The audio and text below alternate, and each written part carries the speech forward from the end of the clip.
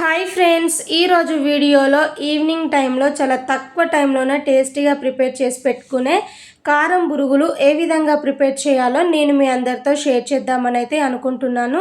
ఒక్కసారి నేను చెప్పినట్టయితే ట్రై చేయండి. టేస్ట్ అయితే చాలా బాగుంటుంది. మన ఇంట్లో వాళ్ళైతే ఈవినింగ్ టైంలో ఎంజాయ్ చేస్తూ మరీ తినేయొచ్చు, ఎందుకంటే అంత బాగుంటాయండి. బురుగులు అనేవి ఆల్మోస్ట్ అందరి ఇళ్ళల్లో ఎనీ టైం ఉండనే ఉంటుంది కాబట్టి ఇట్లా సింపుల్గా ట్రై చేయండి, చాలా బాగుంటాయి. ఫస్ట్ అయితే ఇందులో ఏమేమి వేసాను, ఎట్లా ప్రిపేర్ చేశాను అనేది అయితే ప్రాసెస్లోకి అయితే వెళ్ళిపోదాము.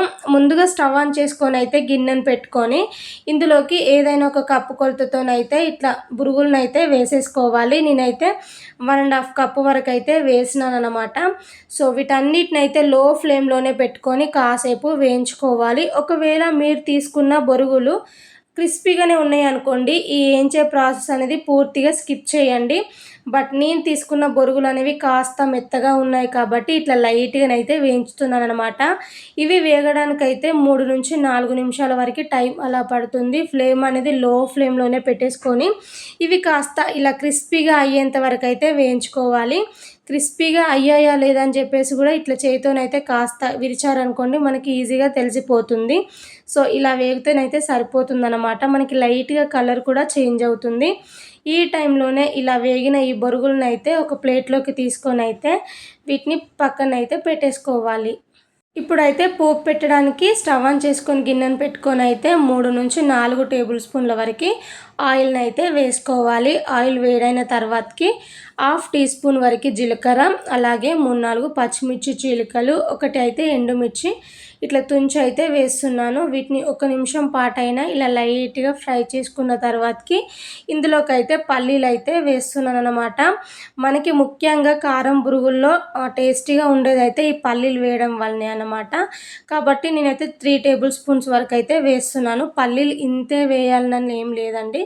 మీరు కాస్త పల్లీలు ఎక్కువ తినాలి అని అనుకున్నారనుకోండి, ఇంకాస్త ఎక్కువనైనా యాడ్ చేసుకోవచ్చు. సో పల్లీలను అయితే లైట్గా కలర్ చేంజ్ అయ్యేంత వరకు అయితే లో ఫ్లేమ్లోనే ఫ్రై చేసుకోవాలి. ఇవి కాస్త పొట్టు పైన లైట్గా పగులు వస్తుంది, అంతసేపు వేయించుకున్నాం అనుకోండి సరిపోతుందన్నమాట. ఇలా పల్లీలు వేగిన తర్వాతకి ఇందులోకి అయితే 3 టేబుల్ స్పూన్స్ వరకు పుట్నాలను కూడా వేస్తున్నాను అనమాట. మనం పల్లీలు పుట్నాలు ఒకేసారి వేసామనుకోండి పల్లీలు అనేవి లేటుగా వేగుతాయి, పుట్నాలు మాడిపోతాయి. కాబట్టి పల్లీలు ఇలా లైట్గా వేగిన తర్వాతకి పుట్నాలను వేయించామనుకోండి చక్కగా వేగుతాయి అన్నమాట. ప్లస్ పుట్నాలు వేగడానికి కూడా మరీ ఎక్కువ టైం ఏం పట్టదు, జస్ట్ 1 మినిట్లో సరిపోతుందన్నమాట, చక్కగా వేగిపోతాయి. సో చూసిలా పల్లీలు, పుట్నాలు, పచ్చిమిర్చి చక్కగా వేగాయి. ఈ టైంలోనే 1/2 టీ స్పూన్ వరకు పసుపు, అలాగే 1/2 టీ స్పూన్ వరకు సాల్ట్, అలాగే 1/2 టీ స్పూన్ వరకు కారం కూడా వేసేసుకోవాలి. మీరు తినే టేస్ట్కి తగ్గట్టు కారం అయితే అడ్జస్ట్ చేసుకోండి. మా ఇంట్లో పిల్లలు ఏంటంటే మరీ ఎక్కువగా కారం వేసామనుకోండి అంతగా తినరని చెప్పేసి అయితే కారం కొంచెం తక్కువనే వేసినాను.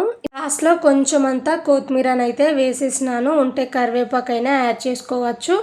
సో కొత్తిమీర వేసిన తర్వాతకి జస్ట్ ఒకసారి ఇలా కలిపేసేసి స్టవ్ అయితే ఆఫ్ చేయండి. మనం కారం వేసాం కాబట్టి ఎక్కువసేపు స్టవ్ ఆన్ చేసామనుకోండి కారం మాడిపోయి అసలు టేస్ట్ అంతగా బాగోదు. కాబట్టి కొత్తిమీర వేసిన వెంటనే ఒకసారి కలిపేసి స్టవ్ ఆఫ్ చేసామంటే సరిపోతుందన్నమాట.